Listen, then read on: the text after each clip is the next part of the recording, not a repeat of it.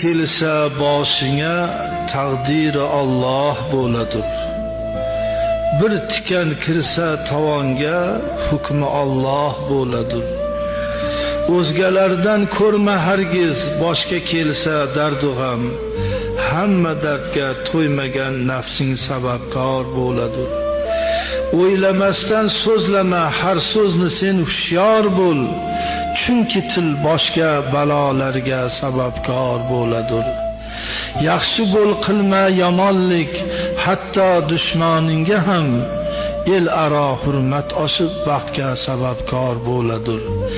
Gar hasad bilan yomonlik bo'lsa doim maqsading, xalq ichida xoruzorlikka sababkor bo'ladir. Otma tosh hargiz diyonatga, diyonat haq erur, bu ishing katta azoblarga sababkor bo'ladir.